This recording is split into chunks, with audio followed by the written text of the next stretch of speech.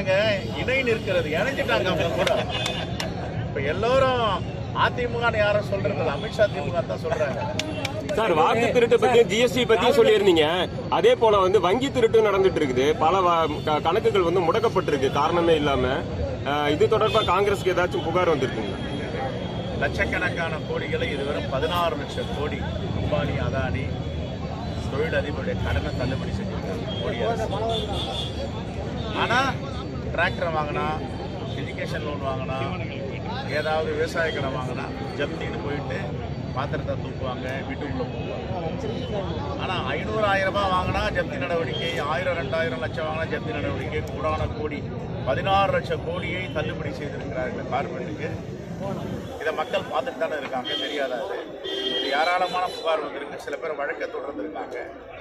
ஆட்சி என்பது மக்களுக்கான ஆட்சியா இருக்கும், கார்பரேட்டுக்கான ஆட்சியா இருக்கும். சார், ராகுல் காந்தி கர்நாடக மாநில சட்டப்பேரவையும் சென்னையில் ஒரு சட்டப்பேரவையும் மேற்கோள் காட்டி தான் பேசியிருந்தாரு. கர்நாடக மாநிலத்தில் அங்கே பாஜக என்னமோ வெற்றி பெற்றிருக்கு. ஆனால் சென்னையில் காங்கிரஸ் வேட்பாளர் தானே ராகுல் காந்தி குறிப்பிட்ட தொகுதியில் வெற்றி பெற்றிருக்காரு.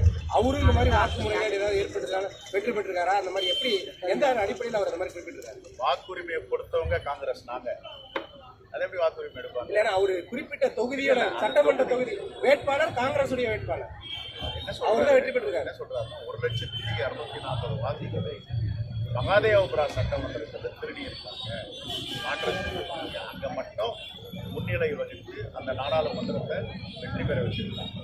சென்னையில் ஒரு இடத்துல நடந்திருக்கு. அது எப்படின்னா, 6 சட்டமன்றம் இருக்கு மகாதேவபுரா, 5 சட்டமன்றத்தில் ஒன்றுமே பண்ணலாம். ஸ்பெசிஃபிக்காக செலக்டிவாக பண்ணுவாங்க ஒரு சட்டமன்றத்தில்.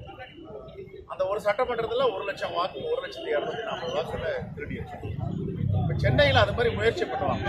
அதனால தான் லோ மார்ஜின். எல்லா இடத்துலையும் 40,000 50,000 10,000 வெற்றி பெறும் போது 1000 2000 வாக்குகள் வெற்றி முயற்சி பண்ணிப்பாங்க. இதுதான் பாஜக. சார், இறுதியா வாக்கு திருட்டை பற்றியும் அதே மாதிரி இந்த கையெழுத்து இயக்கம்லாம் நம்ம பிரமாண்டமாக பண்ணிட்டு இருக்கோம். ஆனால் இந்த கூட்டத்துக்கு கூட மின்சாரத்தை சட்டவிரோதமாக எடுத்துருக்காங்க அப்படின்னு ஒரு புகார் வருது. நம்ம கட்சி கூட்டத்துக்கு சட்டவிரோதமாக மின்சாரத்தை எடுத்துருக்காங்க அப்படின்னு புகார் கொடுக்க சொல்லுங்க, தான் விசாரிக்க சொல்லுங்க. தப்பு தான்.